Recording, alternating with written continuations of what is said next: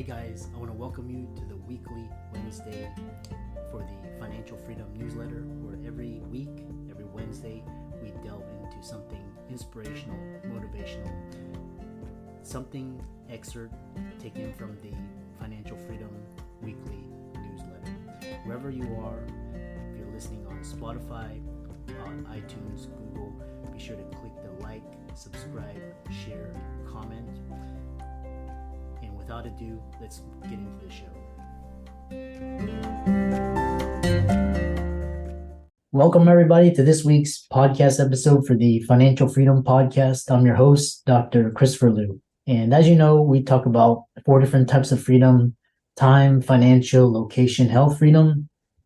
In that light, I'm always interviewing entrepreneurs, influencers, creators, getting the insights and sharing them with the world. So today we have Andrea Hanson, and she's going to be talking about neurobiology, neuroconditioning, resiliency, and it's going to be a great discussion. So, Andrea, welcome. Thank you. It's great to be here. Thanks for inviting me and for everything that you do with this podcast. It's just a hugely important topic. Yeah, I'm always interested in people doing things on the cutting edge. So tell us more about yourself and how you got started in your company. Yeah, I started out as a clinical mental health counselor. So like so many of the physicians listening or medical professionals listening, it was, you work just like 24/7, 12-hour days. It's really constant. And while it is fulfilling, it's also extremely draining. Really, burnout is really high in the mental health field. Pay is pretty low, which it's so controversial to even talk about pay as medical professionals, but we live in the same world that everybody else does. So we do have to talk about pay. It is the reality. And as a clinical mental health counselor, I started to really specialize in complex trauma and learn a lot about the neuroscience and the neurobiology that gets impacted by trauma and how it really forms so much of who we are. So I started shifting in that direction. And then the mix of the mental health field, the medical field being so restraining, and all the knowledge that I was gaining through complex trauma, I broke out into doing my own work, where I was able to have a much broader outreach. And I've also started including psychedelics in the work that I do, and the impact it's been really incredible. Interesting. So tell us, what is complex trauma? What is that? Complex trauma is a little bit different than what we would call simple trauma, in that it's just simply more complicated. Both simple trauma and complex trauma impact our bodies, our brains, our development. It literally changed the structures of our brain. But with simple trauma, and simple trauma doesn't mean that it's better trauma. It just means that it's typically happens on a larger scale, like an earthquake, that a lot of people went through this with you. You have a sense of community. There's not the complicated, who's the bad guy, who's the good guy kind of thing in the situation. It doesn't impact your relationships on the same level that a more complex trauma would be, where complex trauma is much more isolating and typically happens more than once. So that if you imagine having a developmental home when you're a child and you have a parent who's an addict, or a parent who is mentally unstable, or even if you're in foster care throughout your childhood, then that's going to over and over and over impact your neural development and create all kinds of symptoms later on in life, from mental health symptoms, some medical symptoms like inflammation, weight gain, all of that kind of stuff. Research has shown stems from and can stem from complex trauma. Interesting. So yeah, you talk about physical outcomes such as inflammatory diseases, mental health, and tell us more about the correlation between those two. Yeah. So when you experience complex trauma, your body floods in a fight or flight state. So when you go into that state, whether it's dorsal dominance and you're kind of like frozen, right? Or whether your heart rate goes up, whatever it is that happens, the upper regions of your brain that are supposed to be managing how you handle that situation in a way that's thinking about the future and considering consequences, all of that is gone. And what we're left with is our totally automatic response. And our body floods chemicals similar to how it would if we got a cut, but there's no cut. for it to go to. There's nothing physical for it to go to. So instead, our body just soaks in those chemicals, and those affect our T cells and our like the C4 cells and all of those that are meant to be able to keep track of our allergies, our diseases, all how to interact with other foreign things that are in our bodies, how to heal our bodies.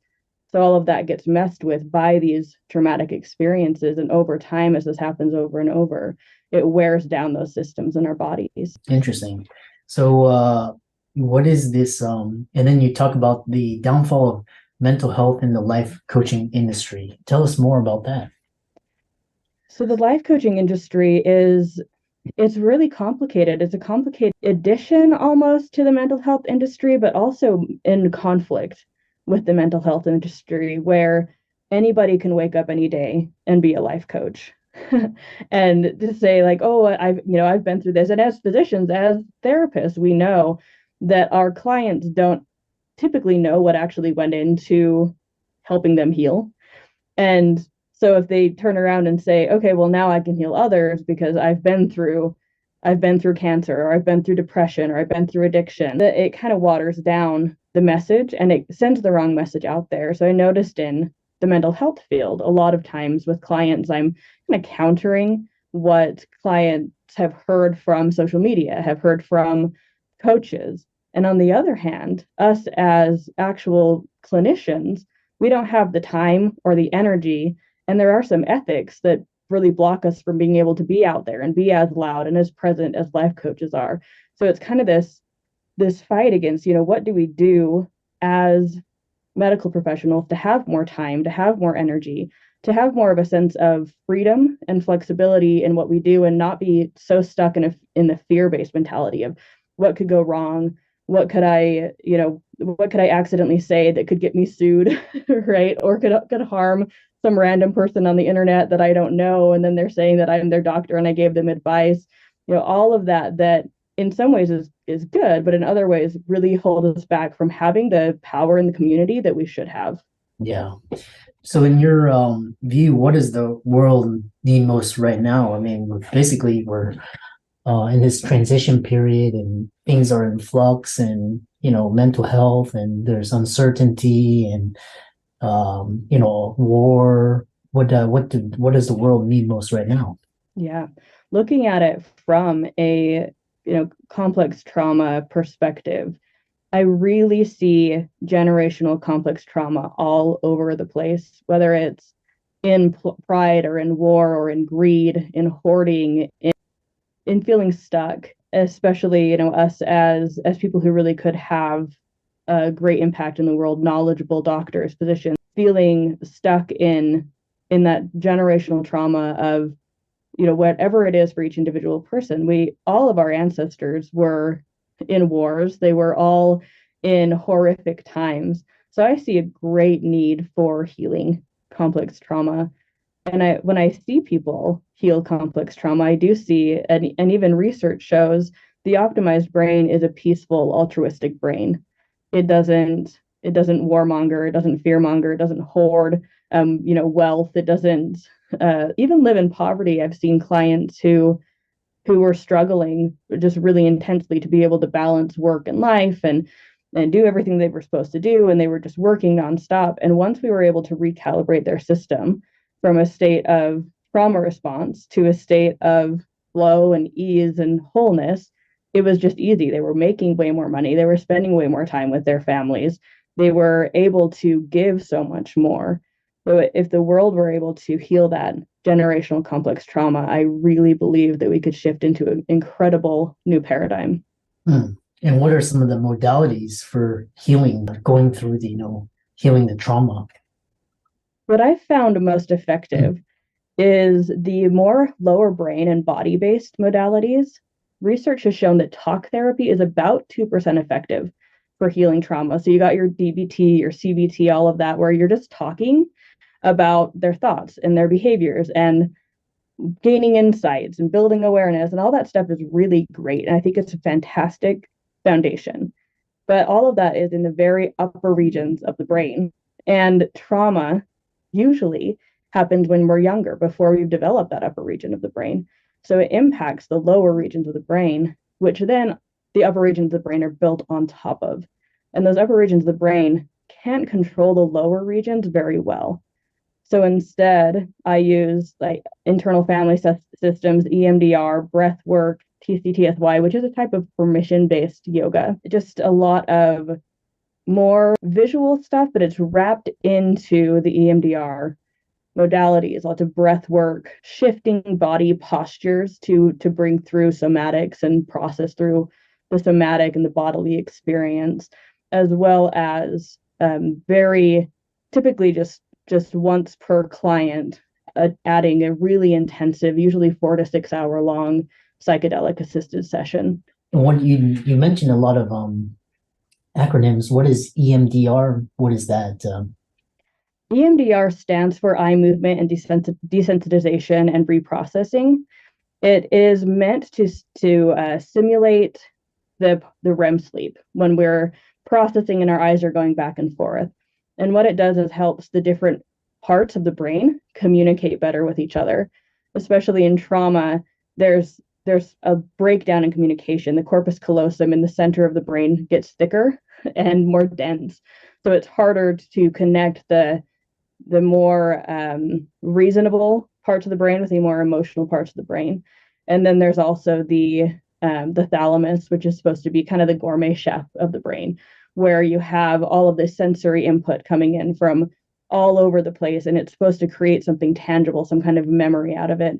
And in moments of large distress and really adverse moments, it doesn't do that. So we're left with random emotions that don't connect to anywhere, random sensations, random what we might refer to as kind of flashbacks. there's a lot of different ways to describe flashbacks, but one of them is like I'm having these random sensations that don't make sense in this situation. So with EMDR, it helps to all of those parts of the brain to come together and communicate better. Interesting. So one thing is talking about what exactly, I mean, mental health is really a big issue, especially after the pandemic. 100%. What sort of where do we go from here? Is it, traditional therapy? Is it new age? Tell us more about what people really need to understand about mental health.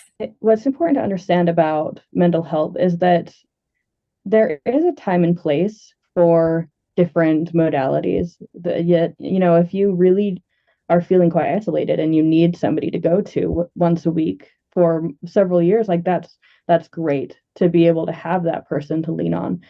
If you are looking to really make a major shift in your life and really heal on an incredibly deep level, it is important to find somebody who is experienced in the lower brain and body modalities and who is more short term. In my practice, I typically see clients for 3 months as we look at what is really going on here, what really needs to shift here. And we do that on a very deep neurobiological level. And then the rest is, they can figure that out. You're a smart person in general, right? You can do a lot of things on your own. The therapeutic relationship shouldn't be one of dependency on the therapist. It should be, one of healing, one of shifting, and then moving on with your life and going and figuring out what else is possible for you. Yeah. Interesting conversation. How do people reach out to you and follow you and contact you? My website is just my name, Andrea Hanson, Hanson, not En, .net, and everything is there. A really cool thing that you could look at if you're more of a DIY, if you don't have a lot of time, or maybe you just don't trust the therapeutic process, you could check out the lifestyle prescription tabs. And what that is you go in, you take an assessment, it takes about 30 minutes, and it'll automatically give you a report of the regions of your brain that aren't functioning optimally and things that you can do at home by yourself to help build up those parts of your brain. So it is trauma informed, and it's totally 100% doable for anybody who wants to just improve a little bit. Yeah. And for all the audience out there, check out Andrea's resources. They'll be in the links and show notes. Check out her social media, LinkedIn, Twitter. And with that, thanks so much for an insightful conversation, and thanks for coming onto the podcast. Thank you, Dr. Liu.